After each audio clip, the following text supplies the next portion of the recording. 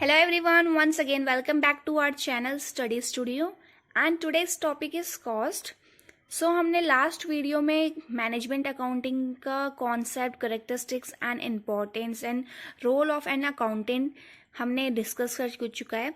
अगर आपने वो वीडियो नहीं देखी अभी तक तो आप उसको देख सकते हो। ये मैनेजमेंट अकाउंटिंग के टॉपिक्स हैं, हमारी ये प्लेलिस्ट चल रही है। आज हम पढ़ने वाले कॉस्ट। सबसे पहले हम कॉस्ट का मीनिंग देख लेते हैं कि कॉस्ट क्या होता है। Cost is the expenditure required to create and sell products and services or to acquire assets.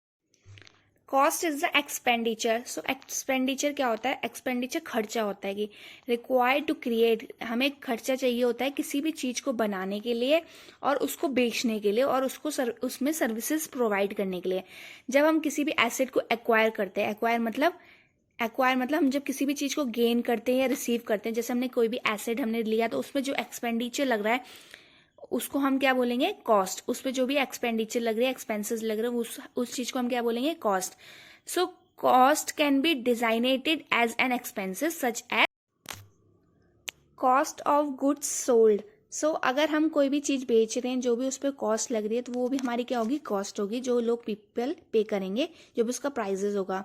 Selling expenses, general administrative expenses, financing cost. Financing cost क्या होती है? जो हम कभी भी किसी को उधार में पैसे देते हैं, उसमें जो इंटरेस्ट आता है वो भी हमारी फाइनेंसिंग कॉस्ट होती है। ये सारी चीजें कॉस्ट में इंक्लूड होती है। अब हम पढ़ने वाले concept of cost. Concept of cost in term of treatment. ये दो टाइप के ट्रीटमेंट्स होते हैं। First one is accounting cost and second one is economic cost. हम इसको वन बाय वन कर लेंगे। ये as a in term of treatment है। Accounting cost are those for which the entrepreneurs pays direct cost cash for processing resources for production. Accounting cost क्या होती है? जो एक एंटरप्रेन्योर डायरेक्टली पे करता है किसी भी काम को, किसी भी रिसोर्सेज को खरीदने के लिए ड्यूरिंग प्रोडक्शन, जब भी प्रोडक्शन हो रहा हो। जैसे this includes cost of the price of paid for raw material, machines, wages, electricity charge etcetera. Accounting cost are treated as expenses.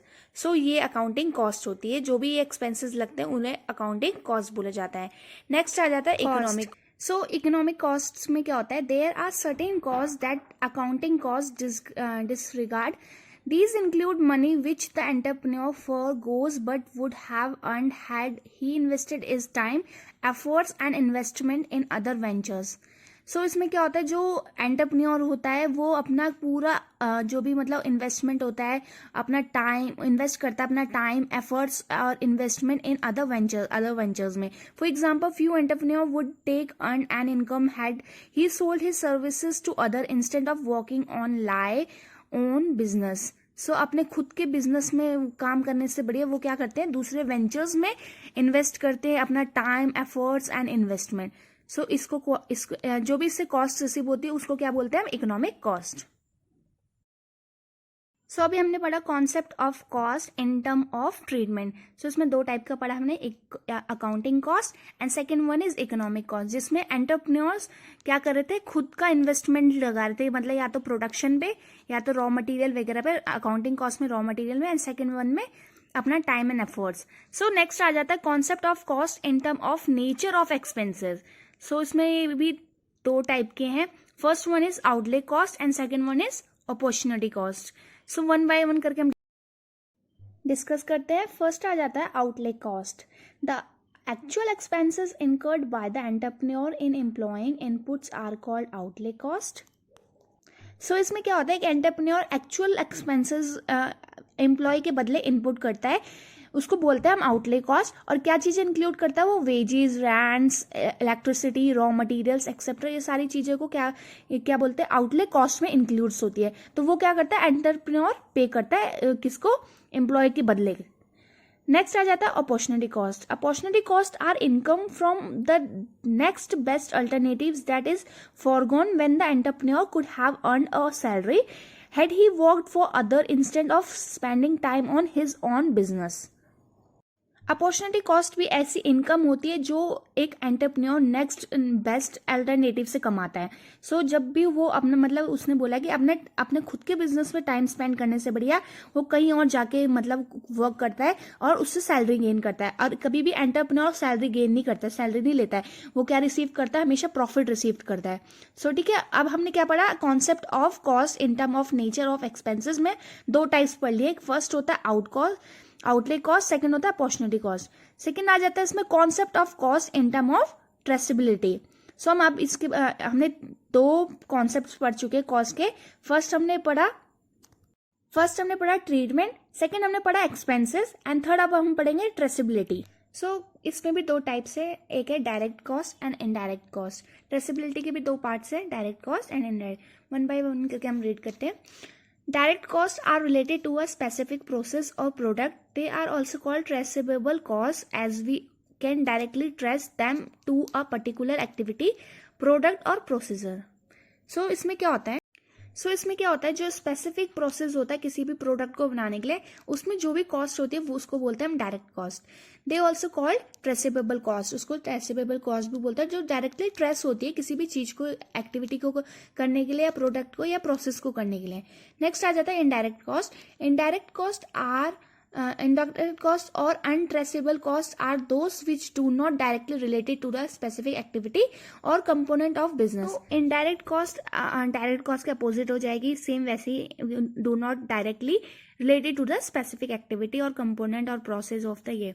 Next आ जाता है concept of cost in term of variability।